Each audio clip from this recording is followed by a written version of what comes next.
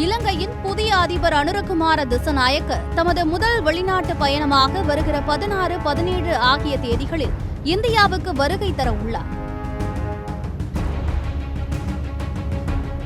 கோணம் 1.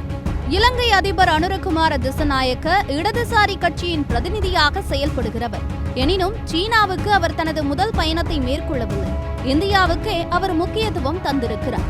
ஆனால் இந்தியா அவரை சரியாக பயன்படுத்திக் கொள்ளுமா என்பதுதான் கேள்விக்குறியாக மாறியிருக்கிறது. கோணம் 2. இந்தியா இதுவரை ஆதரித்த ரணில் விக்ரமசிங்க, சஜித் பிரேமதாச, மைத்ரிபால சிறிசேன ஆகிய சிங்கள தலைவர்கள் இந்தியாவிடம் உதவிகளை பெற்றுக்கொண்டு சீனாவிற்கே கதவுகளை திறந்துவிடும் கொள்கைகளை கொண்டவர்கள். மேலும் சிங்கள பேரினவாத அரசியலை முன்னெடுப்பவர்கள். எனவே அனுரகுமார விவகாரத்திலாவது எச்சரிக்கையுடன் செயல்பட வேண்டும் என்கிறார்கள் வெளியுறவுத்துறை நிபுணர்கள். கோணம் 3.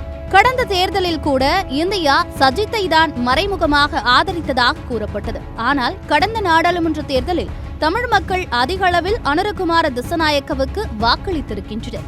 எனவே தமிழர் பிரச்சினைகளுக்கு தீர்வு காண இந்தியா அவரை வலியுறுத்த வேண்டும் என்பதே அனைவரின் எதிர்பார்ப்பாகும். கோணம் 4. இலங்கையில் இதுவரை இருந்த அரசுகளைப் போல அல்லாமல் தனது அரசு அனைவருக்குமான அரசு என்று அனுரகுமார திசநாயக்க கூறியிருக்கிறார். ஆனால் இதை பற்றி கவலைப்படாமல் இந்தியா தனது தொழில் திட்டங்களுக்கு, குறிப்பாக அதானியின் திட்டங்களுக்கான வாய்ப்புகளை பற்றி மட்டுமே பேசினார். அது இலங்கை விவகாரத்தில் ராஜ்ய ரீதியான பின்னடைவை ஏற்படுத்தும் என்பதை புரிந்து கொள்ள வேண்டும். ஏனெனில் சிங்களர்கள் ஒருபோதும் இந்தியாவை நம்பியதே இல்லை. கோணம் 5.